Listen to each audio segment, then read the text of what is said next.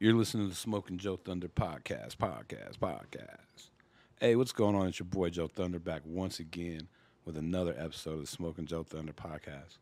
You know, we just keep them cranking out, cranking, good ass content for you. And we got a way ass different one, dope ass guest. I don't even know where to start. You know what I mean? But real quick, shout out our official sponsor, Be Good Dispensaries, over there on 11 West Hampton and up north on 120th across from Boondocks. You know, shout out to homie Elvis. Can make it tonight. But we got to keep pushing. And like I said, we got a jack of all trades. She's a rapper. She's an MC.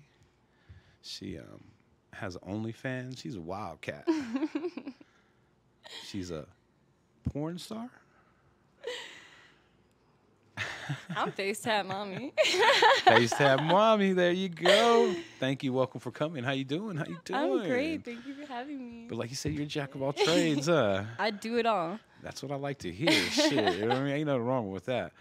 But real quick, kind of tell them like where you're from and kind of, you know, how you made your way to Denver, how you got kidnapped. All right. I'm originally from Milwaukee, Wisconsin. Fucking Land of Lakes. Probably about 5 years ago, I was just dancing in Milwaukee, you know, kind of going through like a darker patch, like some phase, people kind of do, you know. And I knew some, I knew some crust punks on the internet. Some crust punks, real quick. Explain what a crust punk is. All right, crust punks. You ever go to 16th Street Mall? Yeah. All right. You know those kids who be hanging out, they got the bandanas on their dogs, they're drinking like Kentucky Gentlemen, like Little Dirty, dreadlocks, playing good music though, like some banjo shit. Okay. Those are crust punks, the traveler kids. And they travel.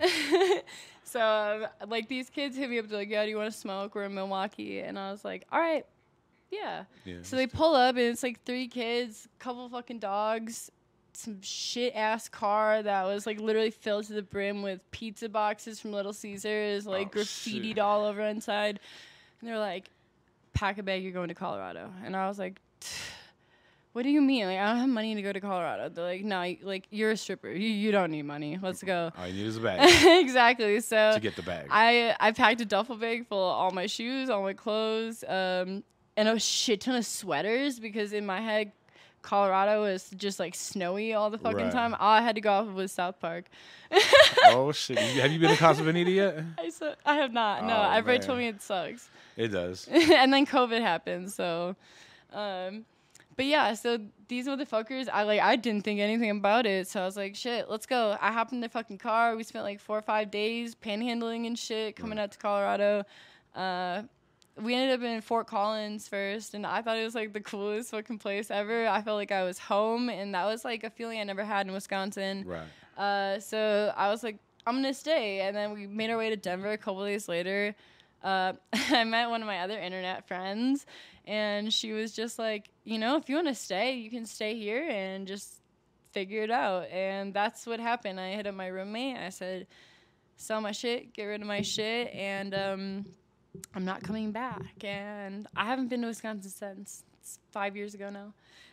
Was it hard for you to get a job right away when you got here or no? No, I secured a job was it out in Boulder. Dancing? Yeah, I was dancing. It was at the bus stop before they tore it down. Okay. It was a fucking lit-ass place. Fully nude. Mm-hmm. You just drink a bunch of Red Bulls, and so you would drive the college kids loved it. You would drive from Denver to Boulder to work? I took a fucking Uber every day. Damn, that's expensive, but then you're probably making money. But I will say this right here. The wildest shit I've kind of ever seen was at an all-nude strip club. I've seen some wild shit. And this shit was in Albuquerque, and it was called Spanky's. And it was like underneath the bridge. It already sounds a little sus. And like I was going to college out there, and one of the homies was dating, you know, one of the girls, and it was like, come on down. I'm like, all right, cool. And it was cool. And then at the end of the night was the grand finale. And I ain't ever seen a grand finale was like this. It was water show? It wasn't a waterworks show? It wasn't. I mean, I guess you can maybe technically call it that, but it was a lesbian show. Oh. Did they pull out a double-ended? They pulled everything out. Fuck yeah. And their thing was, as long as the money keeps coming, we will not stop. Going. Yes. And that shit went for about an hour and a half, bro. I love it. I love them for that. Yeah, they did not pull hour 1, but I mean, it went down. love that for you. Thank you. Yeah, that was one of the highlights of. That's fucking so lit. You know what I'm saying? But they made a lot of fucking. You imagine money getting thrown for almost an hour and a half. Like, you know, fools want to see what they want to see, and there was no stopping. Hey, I feel it. I'm the same way. You know, everything has a price. Right. Did wild shit like that happen at your strip club up in Boulder, or what? No, it was a little more. It was fucking tame, honestly. Strip clubs in Denver and Colorado are just kind of like. Because you're wild. I'm wild. Honestly, typically strip clubs look at me and they don't want to hire me off the bat because of how I look. They think I might draw in a bad crowd, right. But most of the men who I talk to, most of the people who are my sugar daddies are some of the most normal, like functioning, contributing members of society. Well, they usually so normal, are, right? They really are. They like, see me and they're like, "That's not my wife at home." One of the things that you said earlier that kind of struck me is you said that the pussy was for personal, and the ass is for business, right? Okay, yeah, I did say that. But that's actually, I mean, that is an amazing way to say that shit because, like, there is a boundary. Mm-hmm. Yeah, so when I first got into porn, like, I knew I was scouted, and then this company talked to me for a year before I ever caved in and was like, all right. So they were trying to convince you for about a year. Yes. And did they see you like at the club, or where did they see you? No, they found me on Instagram. Okay. They found me on Instagram. They found my posts. They liked what they saw. I did a video call with them, so they saw like I wasn't like a filter or anything, you know, because there's so many face tattoo filters and shit nowadays, like for everything. Those are real. So they called me and they were like, you know, we want to fly you out to LA. We want to change your life. We want to put you on like type shit. And I weighed really heavy about it because I knew it would affect my relationships, and it definitely did. You said it did, yeah. It did. It has. It always will. Like, even if I stop doing it now, it's still going to affect my relationship because it exists. You can look it up. Like, do you want to mention that real quick? Guys, one thing, if you're ever with FaceTatMamiii, do not say or ask. Don't ever, like, okay, the biggest thing, not even just me, right. any woman who does sex work, any sex worker, we don't want to hear you right before you put it in and be like, oh, but, or in general, like, oh, what if it's not like in the scenes you shoot? What if it's not like porn? Like, what if it's not like the other guys? Like, first of all, why are you thinking about the other guys while you're about to fuck me?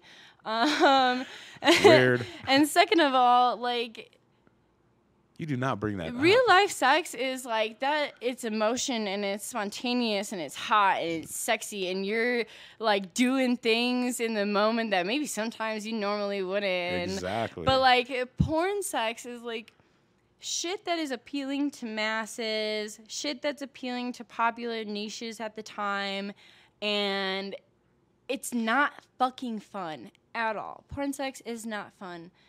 It takes so long. Like, there's so much that goes into it. Right. It's not what you think. There are some times where, you know, I've shot a 30-minute scene and it takes 16 fucking hours to shoot. Like, tell what you were telling earlier, because that was funnier than fuck, for real. Like, she broke it down like a fucked up day filming porn. All right. A fucked up day filming porn. What time? It probably doesn't start early. It probably doesn't start at 8, but it probably starts like, what, 12 or 2? Yeah, you get there at like 12. Like, well, you hope everybody's there on time.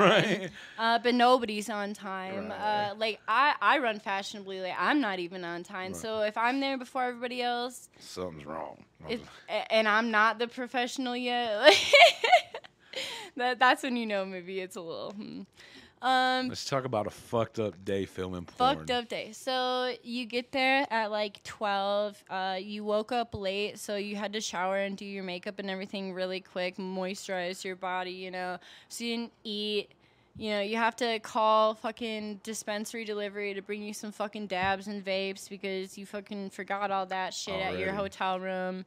And and that already takes like an hour and a half to get there. And by then, the person you're supposed to be acting with is still not there, and they're texting people that they're pulling up, and that goes on for, 45 fucking minutes until they pull up, and they got food for themselves in hand, and, like, you're trying to be professional, so you don't want to drink or anything like that. You're just trying to smoke your weed and be calm and, like, tolerant, but, then people, like, start drinking and doing Xanax and shit because they're nervous to shoot with you because you intimidate them, and then that prohibits them from getting or keeping a fucking boner. So then you gotta run to 7-Eleven and get, like, one of those Rhino dick pills and, like, hope that works really quick. Right. And usually, by the time that works, you can pump out a little bit of the scene, but then they want to, like, take a smoke break a couple times, and you make a couple phone calls, and you're literally just sitting there, like, legs spread open, like, you can't move where you are because, like, you have to stay in the spot for the scene. He can come back. They can put tape where his knees and hands were. I'm fucking upside down, like, head on the floor, hips on the fucking couch, like, legs over my head, sitting there waiting for these phone calls and smoke breaks to be done. By the time he gets there, finishes the scene, he can't even fucking nut. Right. So then we gotta run around the fucking warehouse and try and find some fucking lube that doesn't make people react weird or anything. It's, like, allergy friendly, and by then... What hour is this, real quick? By then, it's fucking 10, 11 at night, midnight. And you ain't even got half of it done yet. Nah, dude. Like, you can go home at, like, 2, 3 in the fucking morning and pray to God, like, Uber is, like, still giving McDonald's away or something, like... Right. Have you ever had it where you go to film something and the guy is, like, maybe too fucked up on drugs and just, like, it was a waste of almost... I mean... No, not in that sense. Like, a lot of people in the industry, they be on, like, Adderall and Xanax, Valium, shit like that. Like, so they get away with it because they have prescriptions. Like, but none of them are, taking it how they're supposed to type shit. They all got their pharmaceutical friend who's, like, giving them extra on the side. But, like, I've never personally had it affect a shot with me. Right. Most of the people who I've shot with, who've reached out and shot with me, have been super fucking respectful. I think kind of because my image, I give off, like, I'm like, don't come to me with bullshit. Right. Like, I'll call you out. I'll cancel you. I'll chop your fucking dick off. Like. Yeah, I don't fuck with her. Shit. Gotta treat that good, 'cause you wake up and Lorena Bobbitt. It's gone. Ass. Yeah, that's my role model, Lorena Bobbitt. And then what you gonna do? That's your role model? Everybody. That's kind of scary, people, right there. Like, people look up to, like, bitches be looking up to, like, Barbie and shit. Like, I'm looking up to a bitch who take no shit. Right. Nah, I'm gonna take it with me too. I won't be nice enough to throw it out a car window, though. You ain't never gonna find that shit? I'll probably feed it to, like, a dog or something. Oh, throw it in the fucking sewer. You are ruthless. Why would I want you to get it back if I cut it off? Hey, I mean, well, if you're doing something where you're gonna cut it off, then that's pretty extreme. Big facts. I put up with a lot of shit. Damn. So, real quick, we went off track a little bit because of myself, but how did you get into doing porn? Yeah, you said you got discovered on IG. Yeah, I was scouted. So, it was, like, during quarantine. I didn't even make my OnlyFans yet, actually. They fucking told me I should make an OnlyFans, to, like, boost my brand and shit. But I don't know. It's just not your thing. I don't, like, put in a lot of energy into shit that I don't care about, and that's, like, something I don't care too much about. Like, I like my body and shit, so I'd be taking pictures, I'll send it to, my entanglements and shit. Maybe the nice ones that I don't send them, I'll post on there, and, you can pay the monthly fee. I'm providing enough a month, for people to want to keep paying for it. But, like, I keep it completely solo on OnlyFans. What if, is it maybe because you just haven't got a big bag yet? If you got a big bag, would it maybe change it? No, I mean, my OnlyFans makes enough money where I don't work a normal job. It pays my rent and my bills. Yeah. Nice. Yeah, everything else I do is just fun money. Bread and butter. Hell yeah. So how'd you kind of get started in things like like when you watch porn, you always see like the casting calls. Is that real? I don't watch porn. I do. Every once in a while. But with the casting call, did you have to go up and like fuck the dude right there and like show what you're all about? I mean, that's No, actually, sorry. my first professional scene, I broke a world record. So. Well, let's talk about this. Oh my god, what kind of record did we break? A tattoo record. Okay. So the companies I work for are, they're kind of similar to the whole Suicide Girls thing. It's, hot girls with tattoos, crazy hair type shit, stressed years, naked. But there's also a lot of fucking involved. And on top of the fucking, there's like a lot of tattooing involved sometimes. We kind of talked about that. Yeah. So like, there are some artists out in LA who are also like part-time porn talents, and so they'll do these like alternative shoots. Do you get paid more for an alternative shoot? Is it like a specialty? I will tell you, I get paid way more than the average girls who are on my level and been doing it as long as I have. Hey, ain't nothing wrong with that. Get that shit.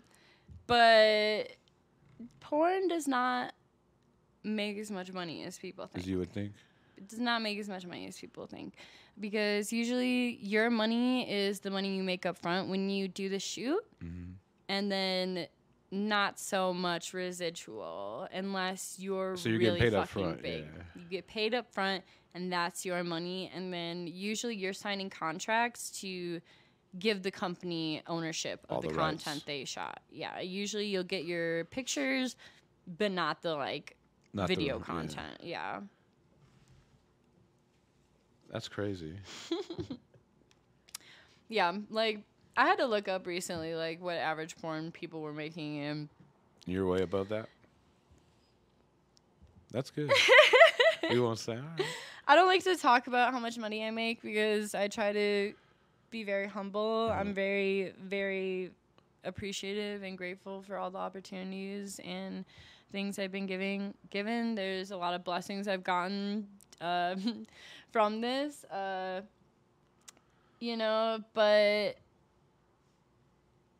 I don't know. I'm living comfortably. My kids living comfortably. Well, you definitely bring a different element to the game. You know what I mean? And how would you say? I mean, it's fascinating. Thank you. There is no other way, in my opinion. It's not bad at all. What's the craziest thing you've ever experienced on set or kind of throughout your escalades? Escalade. Okay, like.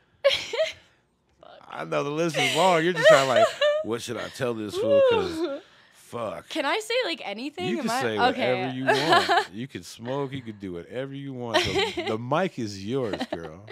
All right. So I think, because I really do have a lot of amazing shoots. They go well. Like I get paid good. Everybody always feeds me. Everybody smokes me up. Like I have great relationships with these people. I'm friends with their families, their girlfriends, their husbands, whatever.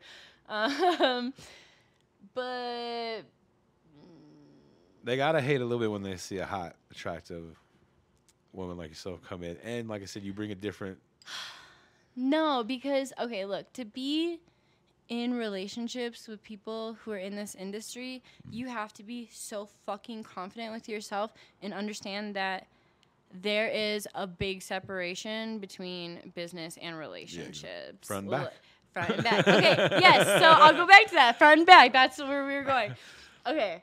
So, ask for business, which will tie into my worst fucking story on set. So, I reserve my pussy for, my relationships. Like, unless you're paying me at least $1,500 or more, we can't shoot a scene with my pussy. Right. But we can shoot with my ass. Like at this point, more than half of my scenes are anal scenes. I accidentally became like the anal princess. Like you accidentally talk about that real quick because I want to hear how that happened. Look, so I experimented with anal from a young age because I was like, scared of being like a teen mom and shit. Like, so I was in high school, fucking taking in the ass. Like, so I understood going into porn when they like it first became an option to me, and they're like, would you shoot an anal scene? I was like, dude, fuck yeah! All I gotta do is like not eat anything for like a day before, like wear a butt plug all day, be fucking relaxed, like, just like have like a little White Claw or something beforehand, do a dab, and I'll be good. And, it's great because, porn dicks, they're fucking user friendly, so it's not like you're getting like a massive fucking cock shoved in your ass. Like, it's nice, it's lubed up, like, you got moral support there. Like, the camera people, the light people, they're all there. Like, if you need somebody to spread your asshole a little bit more, they're more than willing to. Like, if you need them to stop for a second, they're happy to stop and give you a minute. Like, there's been plenty of times where I'm like, wait, I need a second. Stay right there. All right, we're good. Like, but the most fucked up time I've ever had on set was probably the last scene I ever shot, actually. About a month. About a month ago, I was in Vegas shooting this scene, and I originally got to set, and I love this company so much. They're doing so much shit for me. They pay me so well. They're great. We had this whole thing planned out, and I get there, and we're like, nah, you know what? Fuck it, because they wanted to put this like speculum in my ass. What's a speculum? Because I have no idea. You never been like with like a girlfriend to the gynecologist or something? I don't really get into that with them. I let them handle that. So basically, it's like the tool they use to like go in and like they crank it open to spread you open. And then they were like, yeah, we just they got the wheel. And they're like, yeah, we just got it. Yeah, literally. No, literally. Yeah. Oh shit. And it was so fucking medieval looking. And they were like, yeah, we just got this. Like it was clean, like it was new and everything, but it was like still freaky, fucking hardcore looking. And I was like, show me how it works. Like, so they're like, like giving me an example, cranking it open and shit. And I'm like, all right, like, it's not too bad, but like metal being cranked open and shit could like pinch. Like, I got scared, and I was like, we can't do that. I'm not doing it. So they're like, okay, let's just do this anal scene. We'll go crazy, like pretend like you got a tattoo and you couldn't pay for it because you forgot your purse, so like you're fucking this guy. And pretty easy scenario, right? Yeah, fucking so yeah, basically it ended up being a hardcore anal scene, which was like a little too much for you. I was not. I mean, like, I love hardcore. Like, that's what I'd be doing in like my regular life. But it was just like a lot of me being held down and like my asshole being fucking annihilated. Right. And I had like 2 White Claws beforehand, and I knew I was making a lot of money, so I was just like, I was feeling myself. I was putting on a great show. I didn't feel how annihilated I was getting. Like, I had a Hitachi wand on the clit. Like, so, my mind is other places. And then, and then they're like, all right, we're about to do the cum shot. Get ready for it. Where do you want it? And I'm like, you know what? Just do it inside. Fuck it. Like, anal cum shot. Fuck it. Love it. Right. They love it. Great. We do this fucking shot, and they're like, push it out. Like, with that, that's the thing. You gotta become really good at, like... You gotta have control. You gotta be comfortable, like, queefing and farting in front of people, because it happens. They just, like, edit that sound out.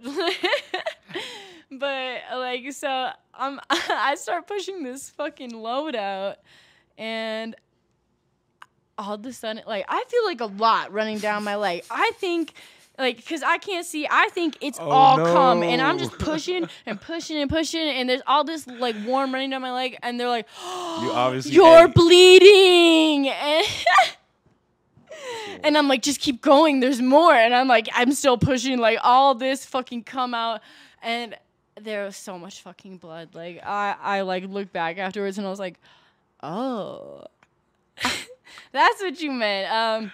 It's cool. It's cool. Right. Keep it in there. Don't even edit it out. Like, we'll just label this as hardcore. Like, keep it real. This is hardcore. And I was gonna ask you to explain what hardcore is, but if that's hardcore, hardcore is anything that's like not like mainstream, I guess. So like, it's real rough. Like face fucking, lots of tears, saliva, aggressive anal, aggressive drilling, gaping, spitting, piss. Hey, you're like getting a everything. 101 today.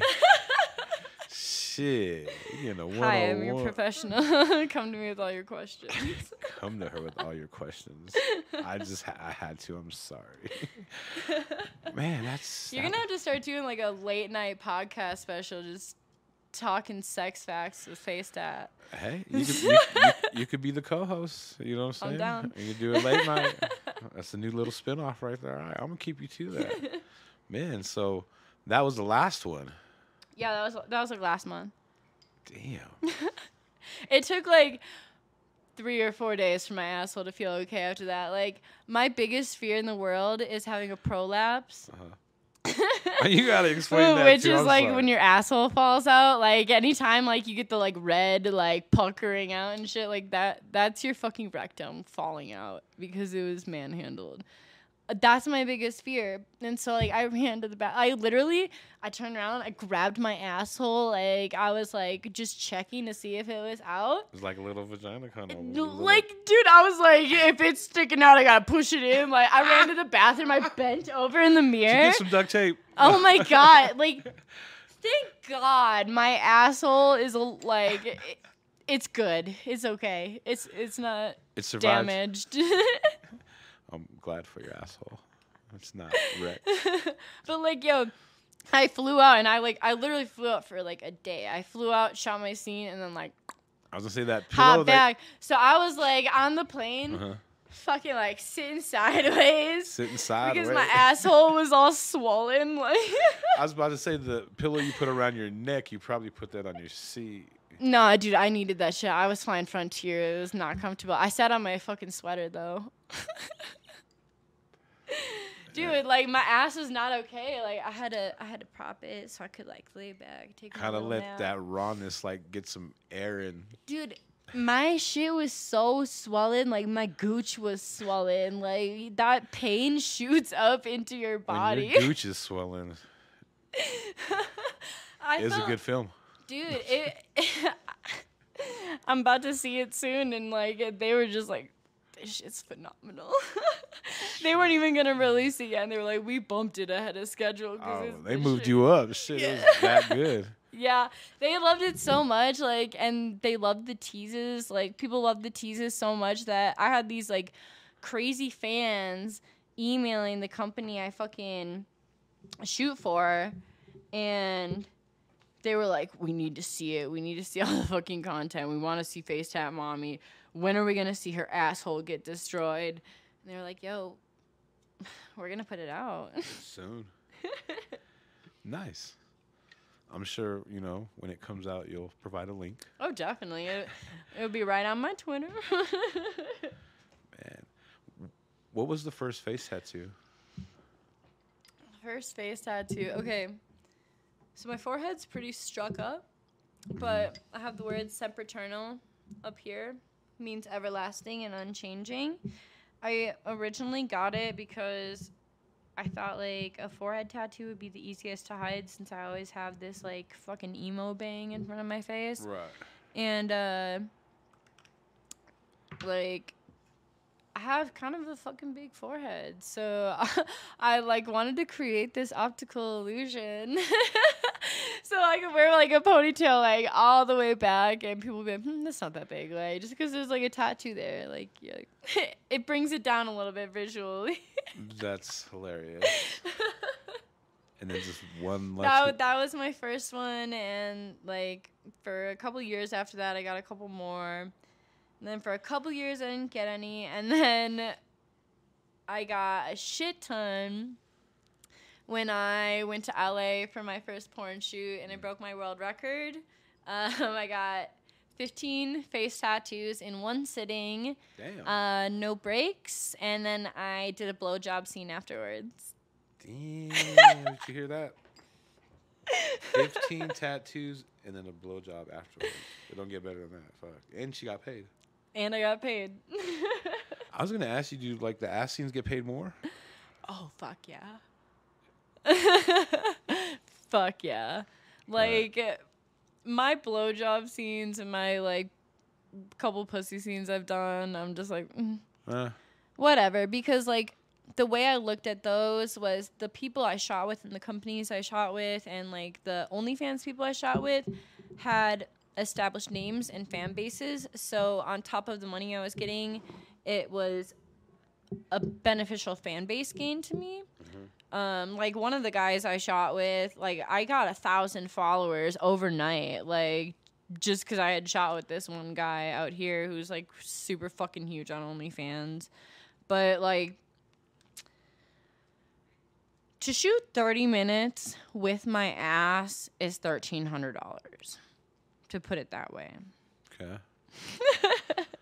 But like you said earlier. And on top of that, you have to pay for my flight, my hotel, my weed, well, I don't even smoke weed usually. I smoke dabs, so that's more expensive. And I don't travel with shit, so you gotta buy my fucking torch, my butane, and whatever I'm fucking smoking with. Right. And anything VIP. I want when I'm out there. Yeah. There's a lot of girls who come into the adult industry and they take what they can get. And I admit I do shoot way fucking less than a majority of people. I am not consistently on my shit. I focus so much more on my music and my like clothes customizing thing I've been doing recently. Like I've almost been using the porn shit and the OnlyFans stuff as a way to just pay my rent and then like to pay for my supplies that I need to get my music going, like buy my beats, you know, pay for promotion, like whatever. Like I invest in all of it with my body because I feel like at the end of the day I do want to ultimately be doing something that's contributing something, whether I'm contributing fucking drip to dope ass people that appreciate fucking cool clothes, or I'm like helping people. Like my rap, like my songs, like they are really aggressive. I be saying some fucked up shit, but at the same time they are definitely songs for people who are just like done taking shit, who have been through fucking shit and they're coming up out the mud and they didn't have anybody to believe in them and they got them fucking selves. Like, so if I can like help people in those senses and I just like spend a couple years using my body to get to that point, like that's what I want to do. That's what I'm doing now, basically. I mean, it's almost the same thing as the girl that, you know, strips during the day and goes to school at night and gets a college degree. Exactly. She's not going to do it forever. Exactly. And you know, as a mom, like I get a lot of shit. I get so much fucking shit from people. Like I know, I admit I have a daughter, and people will be like, you know, what is your daughter gonna think? You know, her mom's doing porn, her mom was a stripper, you know, her mom does these things, and you know, well, that's like it's first of all, my kid's so fucking smart. She thinks I'm the coolest fucking person on this earth. I'm not worried about that. But like at the same time, I'm doing all this shit so that my daughter recognizes the things I have done and the sacrifices I have made to give her a life where she doesn't need to do any of the shit I've done. Right. And I'm not shaming or talking down on any of the things I do or have done, but I also don't like that it seems like modern day girls just like, you know, they get of age, and I admit I was one of them. I turned 18 and I fucking hopped in a strip club the day I turned 18. I hopped into sex work right the fuck away. I didn't believe I could do anything. Nobody ever believed in me. But it's like now these girls, they don't fucking try nowadays. Everybody, you know, they just want to make OnlyFans. They want to be a stripper, whatever. Like these TikToks and shit be glorifying, like, you know, good money days, but they don't show that like 80% of the time you are paying to go to work and then you're leaving with like bare minimum, where you could have just been going to school, getting grants and getting that education. You could have been learning a fucking trade, you know, you could have been working a fucking job and putting in like work to get somewhere and being paid more for that, because there have been plenty of times where as a chef I was getting paid more than the days when I was working as a dancer. Right. You just kind of segued into that too. I mean, you're a top-notch chef. Right? Like I said earlier, excuse my language, but fuck the hell out of you and make you a bomb ass 5-6 course meal. That's Probably me. roll you a That's blunt. me. You want to spend the night, wake up some bomb ass breakfast. Like, so I spent 6.5 years professionally cooking. I I started in fast food. I was at Jimmy John's first. That was my first place, my first job when I was 22. And then I don't know. I kind of like finessed my way into the kitchen because I dated this guy who was a chef, and their kitchen needed help. I can do that shit. So they needed like an expo person. So I was doing desserts, like topping off everything, sending them out. Real quick, were you tatted as much then? Not as much, but I've been tatted since I was like 15. And you keep saying stuff that keeps popping. You said top off. I'm sorry. I keep go for it. Continue. I'm sorry. Fuck, where was I? I don't know. I'm high. I know you're high. What were we talking about? I'm dead ass. Well, that one's out the window. It was the segue to we were talking about. Oh yeah. Cooking. Okay, so Chef. I finessed my way into the kitchen. And they like saw I was like bomb as fucking desserts, so they taught me, like doing appetizers and like things like that. And then when I came to Colorado, I realized how much kitchen people were making. And so I lied a little bit on a resume, got in this fucking kitchen, and just like went off of common sense. Right. And that started my career. Eventually, I got noticed by this guy, Frank Bonato, and at the time, he fucking liked me. And he, hired me at the milk market, and they trained me for every concept they had, which gave me so many fucking skills from, filleting fucking fish to aging fucking steaks and butchery and things like that. And then COVID happened, and like he did some shady shit with our employees' checks that I called out, and I kind of got barred from kitchens for a little bit because people talk. But then I hopped back into the kitchen scene a little bit because I started, like, I also have like a good reputation in the kitchen scene, so I was making friends with a couple people who owned some kitchens, and they were like, we fucking hate that guy. Like, 'cause he's got a shitty ass rep. He's honestly a piece of shit. He owns a lot of restaurants out here. Honestly, Frank Banana, if you ever hear this, suck my fucking asshole. The regular one, he or likes or to keep, the regular he likes one, to keep his employees tips and shit. The regular one or the one? The fucking after porn asshole. Suck the After it's lube been out my annihilated. ass. Did you say suck to come out of you? Suck the lube out my ass. There you go. Yeah. Yeah, and then honestly, I was cooking full time up until I would say like April, May. I fucking retired, like working normal jobs full time. That's dope. Like, yeah, that's real dope. Yeah, I just as a mom, like, I want to spend as much time around my daughter in her youngest, most, like, impressionable years before she goes to school and shit as I can. Like, because the way I see it is, like, you got, like, 4 years of a kid being, like, cool and, like, innocent and, like, not a piece of shit before they start, like, learning little shithead ways. Yeah, like, I got, like, 6 months left of my kid, like, being in the cool age, like, so I'm just trying to enjoy it. And I feel like if you want your kid to end up how you always envision, you need to spend the time with them and put in that fucking energy. You can't be just, sending them off with your family members, their grandparents, babysitters, daycare, whatever. And there's, like, I am one of those weird people. Like, I see so much weird shit about schools and daycares, like, all these school shootings, and, like, then I see these things about, like, daycares, like, kids getting their, like, teeth knocked down and shit like that. Like, I am the bitch that will raise hell. Like, I will go in there and punt a motherfucker if they knock my kid's tooth out or something. Like, got me fucked up. Right. Like, ain't happening over here on this watch. Oh no, hell no! I will pull up. I will beat up a kid and his parents. Like, Do you get? I'm sure you get like crazy looks all the time when you're like. Oh yeah, most people assume my child is like my little sister or something. Most people don't Most people don't know or assume I'm as old as I am either. Right. I'm not gonna ask you, but I lie. Yeah, I'm trying. As far as people know, I'm 25. Okay. I mean, add a couple years. You know what I mean? 28, 29.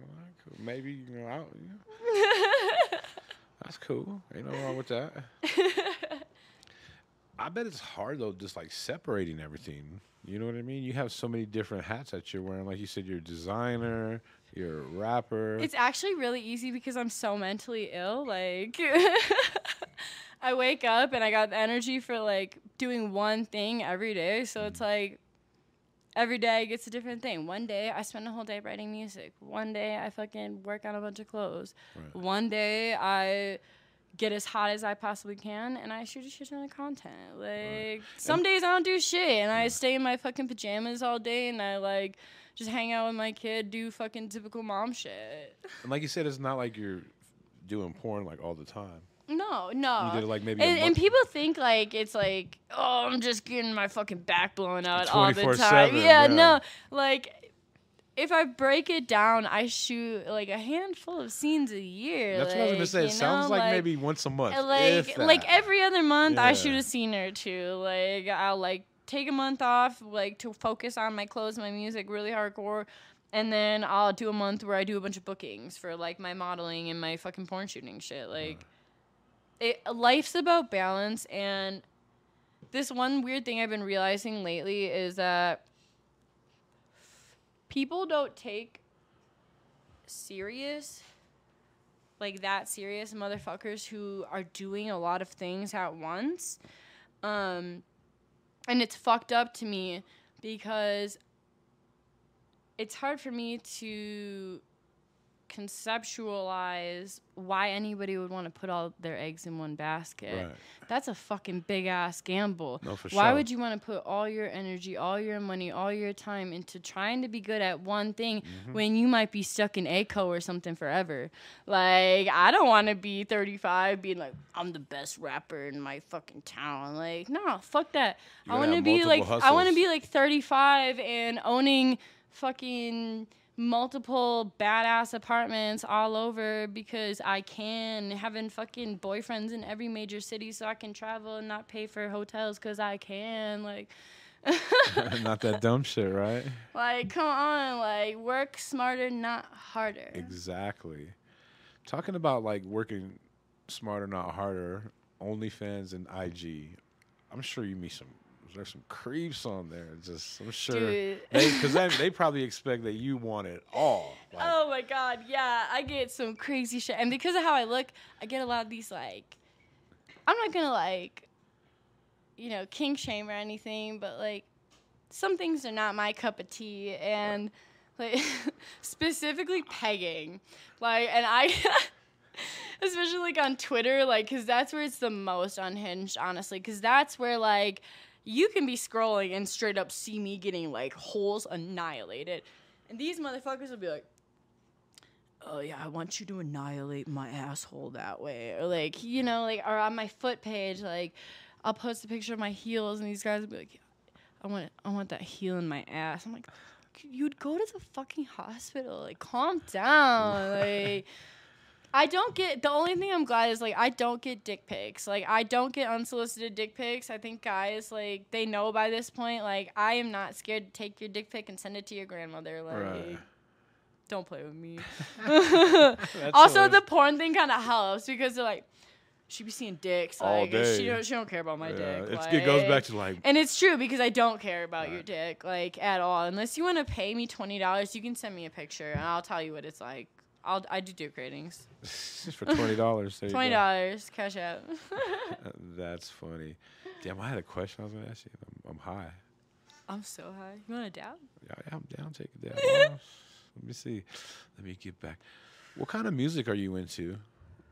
We were talking about that earlier. You said you were into the drill shit, right? I'm into so much fucking music. Like, okay, I grew up with like an OG like 80s goth mom and then like a hair metal dad.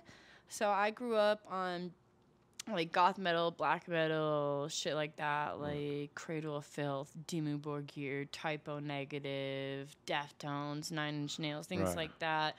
I didn't even listen to rap until I graduated high school. What was the first thing you heard rap music wise? I listened to Lil Wayne. Yeah, I listened to a bunch of Lil Wayne because everybody told me he was really good. So like, it was like the end of high school. I was finally like, because my whole life I was always one of those fucking asshole metalhead kids. I was like, name 3 songs for the band shirt you're wearing. Oh, you listen to rap? Rap is crap. Like, I was one of those fucking douchebags. But then it was like the last year of high school. I was in this art class. It was like a welding class. So we had to do this project where we could do anything. I could see you in a welding class. I'm a lit ass welder. Lit ass welder. But so, like, I started listening to Lil Wayne, and the first song I listened to is "Sky's the Limit," and I took this fucking piece of sheet metal and I made like a giant cloud and I engraved all the lyrics of "Sky is the Limit" on this fucking cloud. Where's this cloud at? Dude, it is hung up in the West Bend West High School in West Bend, Wisconsin. Oh my god, I don't know why. Like, it's absurd a little bit. But yeah, so then I don't know, I didn't really have a good home life and shit. I kind of like moved out of my house when I was 15 and was like living in group homes till I was legal to leave. Mm-hmm. And so like naturally I kind of like rebelled against everything I was exposed to as a child, like with my upbringing and shit. And I went especially hard with the fucking music. I completely stopped listening for years. Like everything I ever listened to growing up. Yeah. And yeah, I don't know. I got into rap. I went through this big like Cottonmouth Kings phase, and I was like, because I was always like that stoner kid in high school with the chunky hemp necklace, like leaving lunch to go fucking do like gravity bong rips and shit. Nice. Yeah, like I don't know much about like old school rappers. Mm-hmm. Most of my knowledge is like this new age shit, especially when it comes to SoundCloud rap. Like I get so much shit for it, but I admit all day long I love SoundCloud rap. That is the platform I only listen to music on. I don't know. I've been so deep into it for probably like 7 years now since the app was fucking made. Right. What made you get into start rapping? I never thought I was gonna be a fucking person who made music. For the longest time, I was just like the girl that all my homies and shit would hit up for like music video appearances or writing for them. That's like how I started. I was ghostwriting for a couple people. Thank you for that. No problem. And like during COVID, I was sitting at my house. A couple of friends were recording music in my room, and they looked at me and they were like, "Dude, like, you look like a rapper. Why don't you just lay down a verse with us?" And I laid down a verse, and like. Did you write it? Yeah. Okay. I write everything I fucking put out. I will never let anybody write for me, but if you want me to write for you, I'll do it for a small fee. Because you just mentioned that too, writing for people. Yep, I've done that. Nobody out here, a lot of Chicago people though. I'm not gonna mention names. That defeats the purpose. Just know. Just know, FaceTatMamii's behind some of your favorite rappers, and like. I don't know. I'm friends with a lot of famous people who are bigger in the music scene, and so like I already had a bunch of connections, and so I was like, fuck it. I posted this really shitty song with my first verse. Aaron Carter fucking loved it. Like, got me all this attention.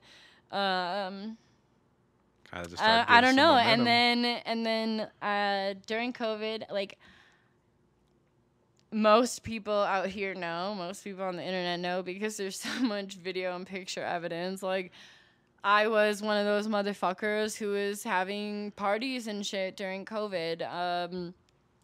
I was having big ass parties. Like, all the venues. You're doing the most. All the venues shut the fuck down. And that's the way to get it. All my friends are fucking rappers. Like, probably 90% of the underground scene out here I'm friends with. And, like, all these people were hitting me up. I had, like, this 5-bedroom fucking, like, trap house in Aurora at the time. Nice. It had a fucking huge basement, huge yard. And a couple of them, like, brought up a couple times, like, throw some shows. And then we ended up throwing so many fucking shows. Like, every other month. We had, like, 200-plus people crammed in my house, lines out my door, like... No one ever called the cops? There was, yeah, hell yeah, people called the cops. Like, we just made them go away. I don't know how, but... like, there was one time that we had so many people in my house that there were so many people staying on my back porch, which was, like, probably, like, 100 feet. Like, it was huge. Right. That it broke. It just... There were so many people. Like, people were shooting guns off. Like, it was lit. And, like, we were throwing a fucking birthday party for my homie Curtis Numb one time. And it was so fucking lit. Like, there was probably, like, 300 people that ended up turning up. Like, people we didn't know, like, gangs of motherfuckers. Just, like, nobody know. Like... They're just like, yeah, we're here for the party. I'm like, who are you? And they're like, who are you? I'm like, this is my fucking house. Right. Like, total shit got wild. The cops pulled up 5 times that night. And each time, people, like, went outside and talked to them into going away. The last time I went outside, we were like, oh, we're having a COVID get-together. All of us are sick. Like, and they were like, have a nice night. Keep going. Shut the windows. Like, and we go inside, we're like, shut the fucking windows. And you know what? That party was so fucking lit. Like, for some reason, the girls in the scene out here, they have this idea, like, I'm a lesbian. And like, these bitches love FaceTatMamiii. But, like, I like the attention, so I kind of eat it up sometimes. And this time was one of those fucking times. Like, I had, like, the cops went away, and I was like, let's celebrate. We had this stripper pole in the middle of my fucking living room. And I had, like... probably like 8 fucking baddies. They were just like all dancing, like it was like a Halloween costume party. So they're all in these like little like slutty outfits. I'm like, hell yeah, like everybody record this shit. I had 3 PBRs like in my fucking bag in hand. I started cracking them open and just dumping them all over these bitches. They were all over my floor, like pulling their fucking thongs up, asses out, like another one. Video? Like, where's this video at? Oh my god. You know, honestly, I think, like, Fuego Flames and shit might have some video proof of this. They were there, like... shout out the homie. Fucking shout out Fuego Flames, my Leo brother. Man, yeah, you be turning up then, huh? You know... Work hard, play hard. Work hard, play hard, but, you know, we live fucking one life. So as long as we're not hurting anybody or disturbing anybody, live it the fuck up, you know? Exactly. Fuck it. Where's being that you've kind of traveled a lot, where's like your favorite places to party? I love partying in Vegas. That's definitely my favorite place to party, but it's my least favorite place to be. If that makes sense. Like, I call Vegas hell. Every time I have to go there, I'm like, going to hell again. Like, I get the fucking quickest plane I can get in and get the fuck out. Why is that? What don't you like about it? Yo, it's so fucking hot. Yeah. It's so fucking hot, and the people out there they're so annoying. I hate tourists. Like, I get it. I'm a tourist when I'm out there. Right. But I'm not doing that weird tourist shit. I'm not, like, stopping in front of people. Like, I need to take a picture in front of this. Like, get the fuck out of my way. I'm high. I'm drunk. I'm on a fucking mission. Probably get a sub or something. Like. Kind of subs you like? Oh, I'm so basic with it. Like, if it's Subway, I'm a meatball sub-ass bitch. Okay. Light marinara. All right. What about a Firehouse? Definitely their meatball subs. Their shit's so fucking good. It is. It's dude, their bread's fire. I have the hardest time at Firehouse because I like the brisket, I like the Italian, and the meatball. So when I feel like being fat, I'll get 2 of them. But it's like I wish I could get like a quote. You know what I mean? But I feel honestly, like maybe it's really basic, but my favorite sub place is Jimmy John's. What's your favorite Jimmy John's sandwich? I'm fucking or is it a so one? basic with it. Like, I'll never get a meal special anywhere because I eat like a fucking toddler. I get a slim 2, extra roast beef, add cheese, cut it in half, mayo packets, and then we get a pack of fucking barbecue chips and throw the chips in that bitch. There you go. That's her signature sandwich. That is my signature sandwich. Like, if you ever want to pull up to a show or something and impress me, bring me my fucking Jimmy John's meal. There you go. And this should probably cook you some bomb-ass breakfast in the morning. Shit. Maybe. If I let you know where I live. Yeah, probably not. I'm so picky about the people I actually hang out with, like, one-on-one. You gotta be, like... Can't let everyone in. No, we were just talking about this. We were just talking about earlier. You gotta conserve your energy for people who are worth it. You know, like there are fucking like real ass like energy vampires out there. Like motherfuckers, they want to see you shine, but when you're not, they're just like, fuck that. Nah, that fair weather shit. I sucked the life out of me. Hell no. Never let that shit happen. No. We're too strong for that shit. You know what I'm saying? Big strong. Hell yeah. Oh man, fuck.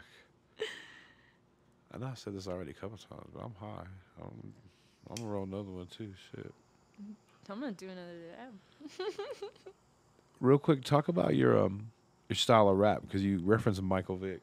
It took me a second, but I caught it after a while. So I just explained to me. So okay, my style of rap is like really hard to define because I don't try to sound like anybody or be like anybody else. I think that's corny as fuck.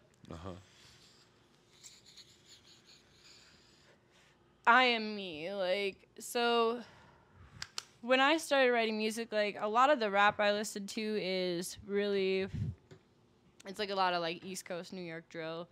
I listen to like a couple badass females like Big Clit and Rico Nasty, more like aggressive shit. So I have a distaste for auto-tune. I knew I didn't want to make anything that sounded like kind of like what's in fashion right now. Everybody's so big on auto-tune. All the females are singing. And especially like a lot of the females are rapping about like, you know, like their pussy, take your man, this and that. Like, I wanted to step it up a notch. I knew I wanted to sound aggressive. So like when I'm recording, like my ad libs and like the tone of voice I use is fucking nasty. Like when I'm in full FaceTatMamiii mode, like that's what I call demon mode. Like I always refer to myself as like a living, breathing, walking angel. But that's demon mode. That's when the wings come off, and I'm just like, oh, fuck it. So like, the best way to describe it, I guess, would be, like, either experimental drill or alternative trap. Like, that's the best way I would describe my music. Right. I was going to say, do you got something you can spit real quick for him? Give him a little taste? Sure.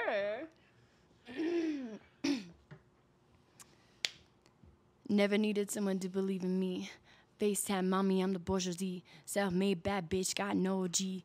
Never had a soul, I was born free. Don't play with my money if you cross me. I can end your fucking life for a small fee. Ha! I mean, really end your life for a small fee. Popped him in the scene like I'm the queen of the underground. Big dog, I'll put your puppies in the dog pound from the fucking street. It's a motherfucking proving ground. Don't call me peep, this is motherfucking my sound. Hoes don't do it like me.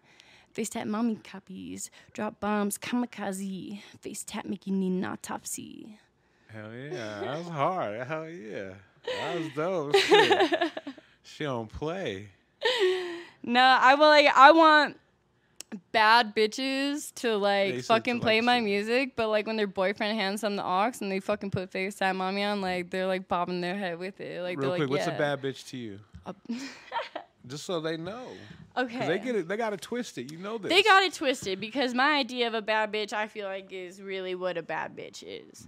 A bad bitch is not only a bitch who is, you know, fine as fucking hell, you know, put together, but also a nice bitch.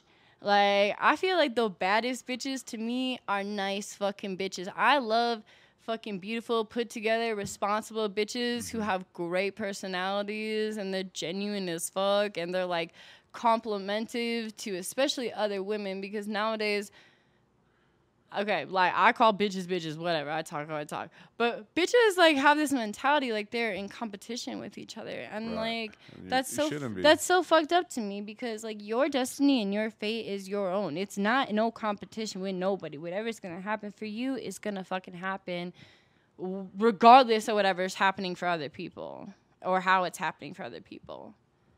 Exactly. No, that's dope. Like you said, jack of all trades, you do all kinds of stuff. Shit. I'm sure there's a million things we don't even know about. Yeah. A walking mystery. Hey, what we're learning today. You know what I'm saying? I know a lot more today than I did yesterday. Oh my god, dude, I suck at responding to my DMs. They're fucking crazy. Oh, I'm sure they are. Oh my gosh, like I'm sure the requests. I probably get like 20 new messages an hour. Like it's disgusting. Like I never thought of it like that. What you're saying, like being that you're talented, they probably think that you're down for everything. And they oh my god, I get so like, you know, hey, do you meet? I got $100. What does that get me? Like, I'll laugh at you. Right, punch in the eye. I'll scam you for $100. Like. Yeah, cash app it to me real quick. But no, that's literally. I'm like, yeah, you want to send it to me? I gotta know you're about it. Yeah. Like, no, like even OnlyFans people, if they hit me up, like, I want to collaborate, I still make them pay a booking fee. It's not as much as I make agencies pay, but I still make them pay a booking fee for my time. Oh, that's good. You buy your business, shit. Dude, like at this point, I'm like, if you're local and want to fuck with me, I probably have a bigger fan base than you, so you're just gonna gain shit off of me. I'm gonna promote you. Pay me for my time, like, and if I'm asking you for $300 an hour, like that's minimum. Right, that's not shit. That's fucking bare minimum. Like you can get in a lot in an hour. If you let me pull up and we get straight to business, we can get a lot done. But if you want to shoot the shit, you want to smoke, you want to like have a snack, you want to get to know me beforehand, like you probably need to book 2 or 3 hours. There you go. I cut you a deal for more time, but shit. Like, I'm a mom. I got a babysitter to pay type shit. No, that's real shit. Like, you got to keep it business. You know how expensive babysitters are nowadays? Fuck. That goes like the same thing like with the studio. Like, when I made music, we had the studio. So we had Beats are fucking expensive. You want a good fucking beat? Like, your lease is going to be maybe like $200. Like, fuck. Like... Yeah. Like when you're in a professional studio, you're on time. Like back in the day, we had the luxury of having our own studio. We could stay there all day. We had all day Saturday sessions, smoking and drinking from, like you said, 12 till. And it's nice when you have that luxury, but you don't have that all the time. Yeah. I've been fortunate where, like, I don't know. I've never had to pay for that. I've never paid for many beats. A lot of shit. I paid for one beat actually. But like usually like guys, like when they try to hit on me and shit, like it's usually music people because like similar interests, similar goals and shit.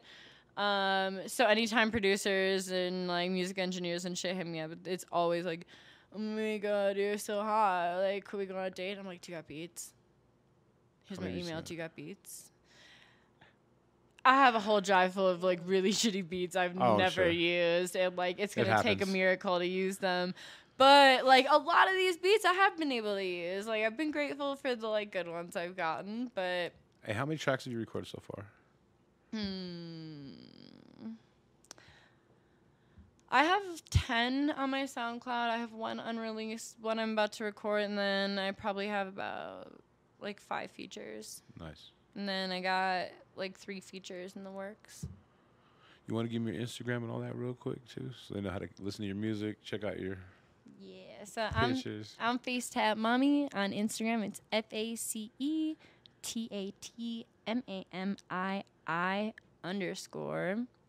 And if you're looking me up on SoundCloud, it is FaceTatMamiii. FaceTatMamiii. The one thing we haven't touched on is your designing. Talk about that a little bit. Okay, so that's something I recently got into.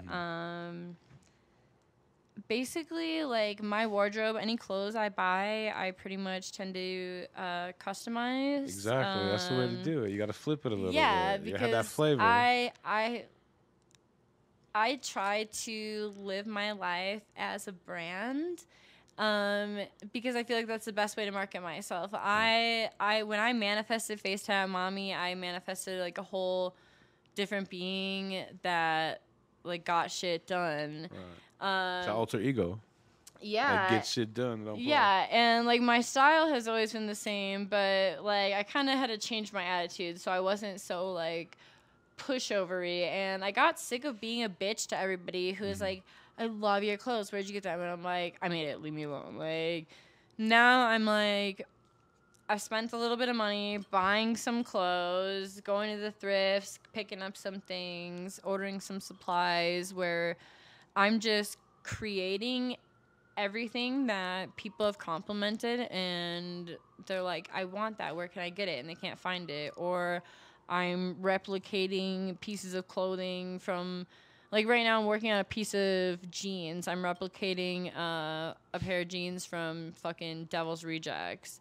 If you guys have seen it, the character Baby Firefly, which is Rob Zombie's wife, she's got these fucking denim bell-bottom jeans. They're all ripped up, sexy in the ass, like, you know, like, really tasteful.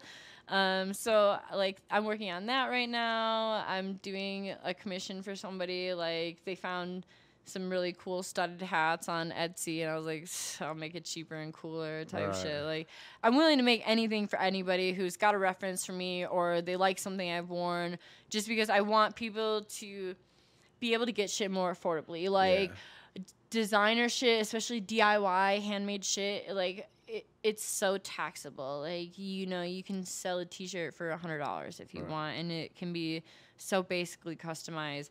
So for me, since I have so much else going on with my life that is profitable to me, I have really just taken this on as a hobby. I don't really make anything off of anything I make and sell.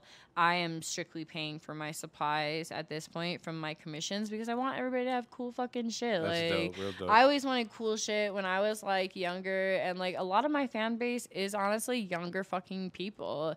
And they don't have money. They don't have these, like, full-time jobs and shit, you know? They're down to pay $40 for a fucking shirt. They're down to pay $60 for a sweater.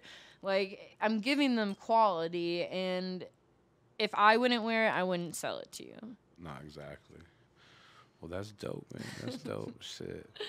Well, shit, we're about to wrap this up. You got any kind of final thoughts? No, I just appreciate you for having me on. For real, we're going to have to have you on again. This was a dope time, for real. Hell yeah. Appreciate you, too. You know, well, there you have it. FaceTatMamiii. That was some stuff right there.